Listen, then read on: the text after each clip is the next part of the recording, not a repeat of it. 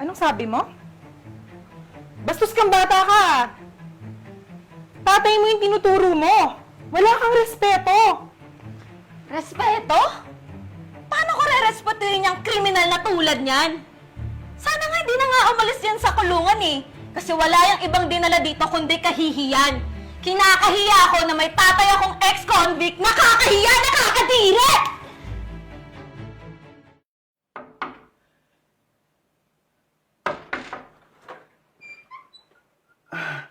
Anak! Anak! Namiss kita! Sino ka? Di mo ba ako kilala? Ako to, yung tatay mo.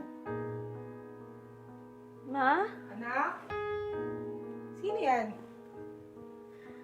Mahal! Mahal, Mahal, nandito ka na! Pero paano? mahal, nakalaya na ako. Nabigyan ako ng parol. Anak na natin to. Ganun ba? Ako sobrang maraming salamat naman sa Diyos kung ganun. Anak, tatay mo, bakit hindi mo malang ba siya yayakapin? Nakalaya na siya.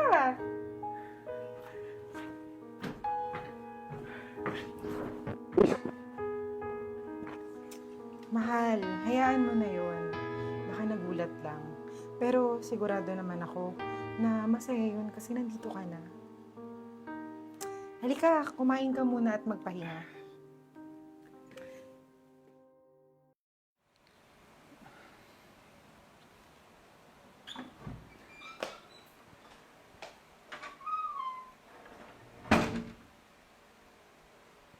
Oh, anak.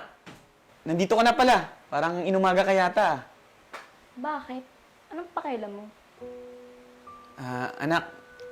Ama mo ko. Ama? Ha? Wala akong ama na ex-convict. Anong sabi mo? Ang sabi ko, wala akong ama na galing sa kulungan. Hindi ka nga sumabaybay sa paglaki ko eh. Kung makaasta ka naman, kala mo naman may ambag ka sa buhay ko. Victoria, bakit ganyan ka sumagot sa tatay mo? Eh bakit hindi mo tanongin yan, ma? Masyadong nangingialam sa buhay ko. Bago niya sabihing ama ko siya, sana tinatanong niya muna yung sarili niya kung nagpakaama ba siya. Makalis na nga dito. Kakainis.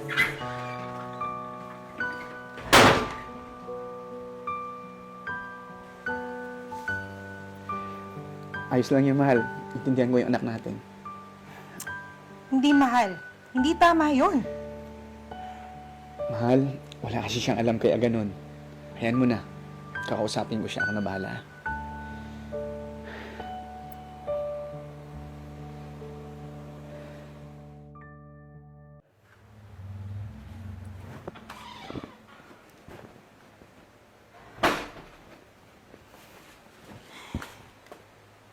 Anak, pwede mo ba akong tulungan dito sa mga pinamili ko?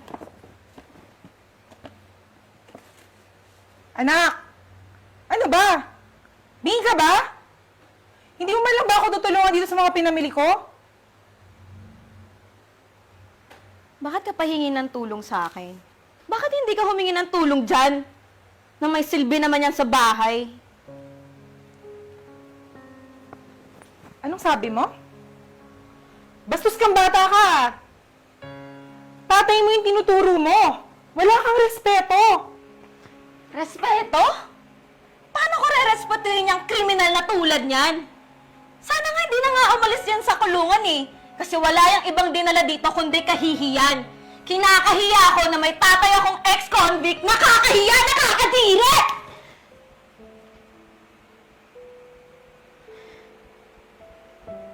Talaga, ma? Sasaktan mo ako dahil sa walang kwentang lalaki na yan? Bakit mo pa pinagtatanggol yan? Eh wala naman yung silbi sa pamilyang to! Wala siyang kwentang ama! Wala siyang ibang gawin dito kundi dagdag gastusan at pabigat lang! Hindi mo alam ang mga pinagsasabi mo! Hindi mo alam! Eh di ba alam mo? Sige. Nakulungan tatay mo dahil na-frame up siya. Napakaayos magtrabaho ng tatay mo. Hanggang sa ma-promote siya. Pero nasira yung buhay niya dahil sa mga taong mga inggit sa kanya. Pinaniwalang ninakaw niya yung milyon-milyon sa kumpanya. Dahil wala tayong pera, hindi natin nakamit ang hustisya. Dahil ang hustisya ay para lamang sa mga mayayaman. Pero kahit ganun man yung nangyari, imbis na mawalan siya ng pag-asa at pabayaan yung mga obligasyon natin, nagtrabaho siya doon. Nagtrabaho sa loob ng kulungan ng tatay mo para lang mabigay niya sa atin lahat ng mga pangangailangan natin dito. Lahat ng masasarap na kinakain mo, mga damit mo noon, dahil yun sa pinaghirapan ng tatay mo. Kaya, hindi mo alam yung sinasabi mo na wala siyang silbi. Dahil kahit na nahihirapan siya sa loob, tiniis niya lahat yun para sa atin, para mabigyan tayo ng magandang buhay dito sa labas. Hindi ko po alam. Talagang hindi mo alam. Dahil ayaw ni Papa mo na ipaalam sa'yo para hindi ka mag-alala sa kanya. Tayo ang rason kung bakit buhay pa rin siya hanggang ngayon. Lahat ng ginagawa niya sa loob, pinagbutihan niya yon hanggang sa ito. Nakalabas na siya. Tapos ito lang ang igaganti mo? Kung ganun, ikaw ang dapat mahiya. Dahil ikaw ang walang kwentang anak.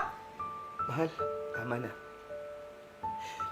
Anak, hindi ko naman pinili yun eh. Kung may pagkakataon at magsimula ngayon, gagawin ko yun para sa'yo. Anak, ang totoo niyan, hindi naman talaga kita iniwan eh. Hindi ko nga alam kung paano ako nagiging ama sa'yo. Noong mga panahon na wala ka sa tabi ko. Pero anak, maniwala ka sa akin ha. Hindi ka nawala sa isip ni tatay. Mahal na mahal kita. Ay, sorry po. Pinagsisisihan ko po lahat ng masasamang sinabi ko sa inyo. Sana patawarin niyo po ako. Anak, huwag kang mag-sorry ha. Lahat naman tayo nagkakamali. Ang importante, sa gusto nating magbago, yung magiging mabuti kang anak, maging mabuting ama ako sa'yo. Yung magkasama tayong pamilya ulit. Ha? Mahal na mahal ko kayo ng mama mo.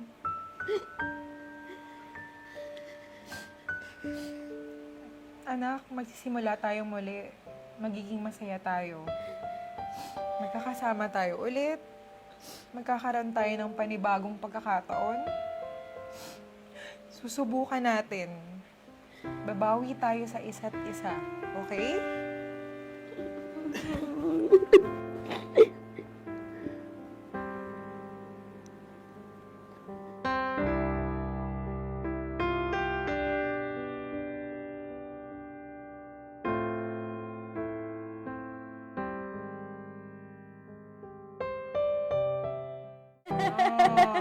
One take lang to ha. Para... Sige.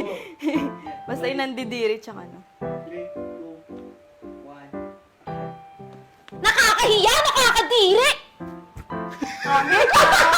May tatay akong ex-convict. Nakakahiya! Nakakadiri!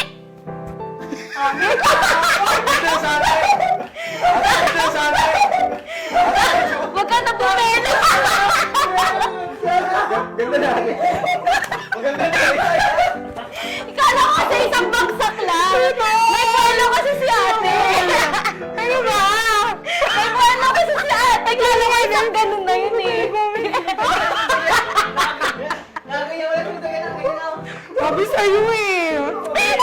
Naman, dapat ako na yung...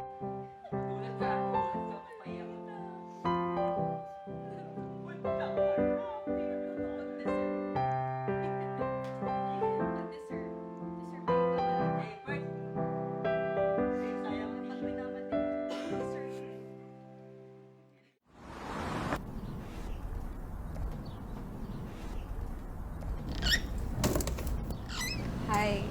Buti naman, nandito ka na. Wala yung pinsan mo? Nandito naman ako eh.